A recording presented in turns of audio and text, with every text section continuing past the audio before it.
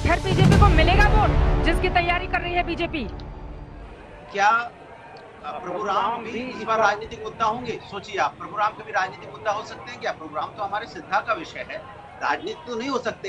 प्रभु राम को अगर राजनीतिकरण होगा, ये भारतीय जनता पार्टी करती है और समाजवादी लोग प्रभु राम के आचरण को अपनाते हैं। प्रभु राम का आचरण, प्रभु राम के गुणों को अपनाते हैं, ये प्रभु राम को राजनीतिक तौर से अपनाते हैं, ये प्रभु राम को राजनीतिक इस्तेमाल करते हैं। हम उनके आचरण को अपनाते हैं, जिस तरह से वो लोकतंत्र में विश्वास रखते थे तो एक धोबी की बात भी सुनते थे, उसी तरह समाजवादी लोग साइकिल चला के रोड पे रहते हैं, आम जनता से मिलते हैं, आम जनता की बात करते हैं, आम जनता कैसे सुविधाएं मिले, आम जनता की कैसे जो उनकी तकलीफें दूर हो, चाहे कोविड काल में हो या महंगाई बेरोजगारी से हो, या किसान जो धरने पे बैठा है वो भी तो प्रभु राम के बच्चे हैं। क्या प्रभु राम के बच्चे नहीं थे जिसका चीरहरण हुआ? तो इसके मतलब प्रभु राम के आचरण को भारतीय जनता पार्टी नहीं अपनाती है, प्रभु राम के नाम की राजनीति करती है। जिन्होंने सरयू नदी को लाल कर दिया, उनको लगता है वो राम भक्त है। चित्रा जी वो राम भक्त नहीं है। राम भक्त ऐसे लोग हैं जिनके कार्यकाल में भव्य दिव्य राम मंदिर के निर्माण का 500 वर्षों का संकल्प पूर्णाहुति को प्राप्त होने की दिशा में अग्रसर है। और क्या कह रहे थे ये? विप्रधेनु सुर संत हित, गाय कटवाते थे। पूरे कार्यकाल में एक एक चौराहे पे गायों का कत्लखाना अखिलेश सिंह यादव जी ने खोल दिया था। विप्रधेनु सुर संत हित बता रहे। संतों में अमृतेश्वरानंद की इतनी पिटाई करवाई थी कि बेचारे मूर्छित हो गए थे। देखिए, ये जो भगवान राम की मंदिर बन रही है, ये बीजेपी झूठ का श्रेय लेना चाहती है। वो सुप्रीम कोर्ट के जजों ने फैसला किया था और ये कहा था कि न हिंदू पक्ष के पास कोई सबूत है, न मुसलमान पक्ष के पास सबूत है।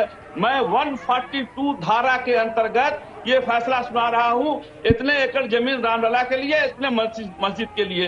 अब जब सवाल इस बात का है कि बीजेपी झूठ मूठ का अपने नाम पे लेना चाहती है इस कार्य से, तो ये गलत है। ये जरूर सुप्रीम कोर्ट ने कहा है कि मीडिया रिपोर्ट्स के आधार पर है और तथ्य चाहिए, लेकिन साथ ही ये भी कहा है कि अगर ये सच है तो आरोप बहुत गंभीर है। देखिए अंजना जी, आज एक बहुत महत्वपूर्ण बात हुई है। आज से 3 दिन पहले मैं और कांग्रेस के गौरव बल्लभ जी दोनों ही डिबेट कर रहे थे और आपके ही शो पर डिबेट कर रहे थे। आप याद करिए, एक ही सवाल भारतीय जनता पार्टी ने उठाया था, प्रेस कॉन्फ्रेंस में भी उठाया और आपके डिबेट में भी उठाया कि अगर इतने गंभीर आरोप विपक्ष लगा रही है तो एफआईआर से दूर क्यों भाग रही है, शिकायत क्यों नहीं पुलिस थाने में दर्ज करा रही है।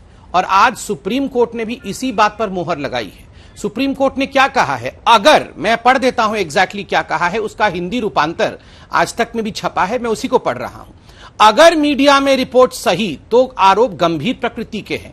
मैं ये भी नहीं कहना चाहता कि दलीलों में कुछ नहीं है, हम यह भी नहीं कह रहे हैं कि कुछ याचिकाकर्ता इससे प्रभावित नहीं हुए हैं, कुछ का दावा है कि उनका फोन हैक हुआ है, लेकिन सवाल यह है कि उन्होंने आपराधिक शिकायत दर्ज करने का प्रयास क्यों नहीं किया। ये जो पढ़ रहे हैं उसी से इनको उत्तर दे देता हूँ। जो आपने पढ़ के सुनाया उसी में आपका उत्तर है। माननीय उच्चतम न्यायालय ने क्या कहा? मैं ऐसा नहीं कहते कि दलीलों में कुछ नहीं है। तो अब सरकार को आगे आके पता कराना चाहिए कि सुप्रीम कोर्ट को देवे कि ये हमने जांच करी है, ये हमने इसकी कमेटी की रिपोर्ट आई है और इन जांच कमेटियों में हमने ये तथ्य उजागर किए। आप स्वयं ही पढ़ के सुना रहे हो कि सुप्रीम कोर्ट ने कहा है कि दलीलों में कुछ नहीं है। हम ऐसा नहीं कह रहे।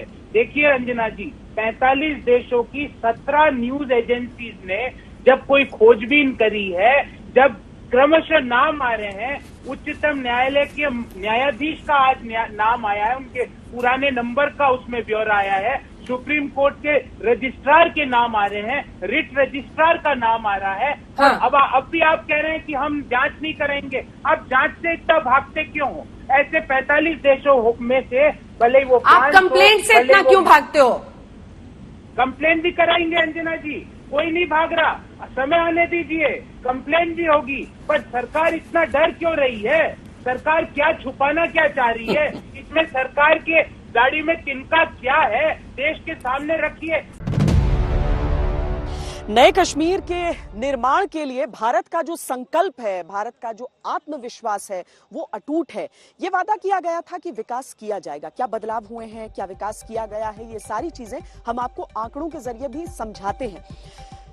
तेजी से विकास के लिए नई औद्योगिक नीति लागू की गई है। इसके तहत 28,400 करोड़ रुपए का बजट तैयार हुआ है। 2020-21 में उद्योगों के लिए 29,030 कनाल लैंड बैंक बनाए गए हैं। सितंबर 2020 में घाटे में चल रहे उद्योगों को 1,352 करोड़ रुपयों का बिजनेस बूस्टर दिया गया। जम्मू कश्मीर के केंद्र शासित प्रदेश बनने के बाद से वहां 23,152 करोड़ रुपए के निवेश के लिए 456 MOU पर दस्तखत हुए। कश्मीर में बदलाव के लिए केंद्र सरकार ने नवंबर 2015 में ही डेवलपमेंट प्लान घोषित किया था। इसके तहत 58,627 करोड़ रुपए के 54 प्रोजेक्ट शुरू किए गए। मार्च 2021 तक इन 54 प्रोजेक्ट्स में से 20 का काम पूरा हुआ। नए कश्मीर में वर्षों से लटके अटके प्रोजेक्ट्स भी तेजी से पूरे किए जा रहे हैं।